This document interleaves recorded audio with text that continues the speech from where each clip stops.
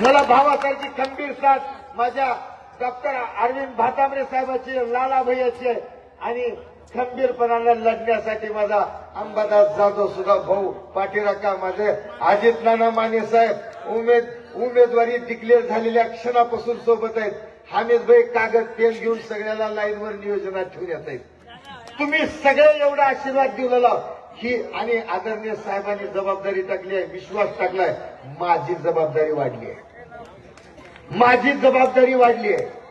मला अत्यंत गांभीर्यानं जबाबदारीनं रचनात्मक कामासाठी, या तालुक्याचा स्वाभिमान जपण्यासाठी, तुमच्या संरक्षणासाठी, तुमच्या पाठीशी शासनाची ताकद, सरकारची ताकद उभी करण्यासाठी, तुमच्यावर झालेल्या अन्यायाविरोधात एल्गार उभा करण्यासाठी, तुम्हाला न्याय मिळवून देण्यासाठी अत्यंत गांभीर्याने जबाबदारीनं पावलं टाकावी लागणार आहेत याची मला पूर्ण जाणीव आहे.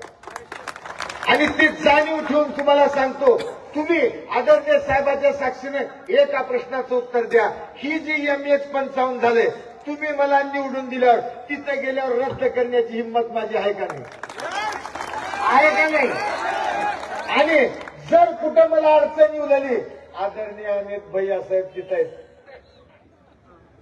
त्यांचं एक लेटर बी घेऊन गेलो तर ओके तिथं ऐकावंच लागते. सरकार आपलं येणार आहे.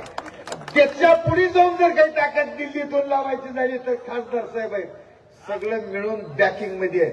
तुम्ही फक्त तैट राहा. आता ही घाबरून बिचारा पैशाचा धिंगाणा करायला बघणार आहे.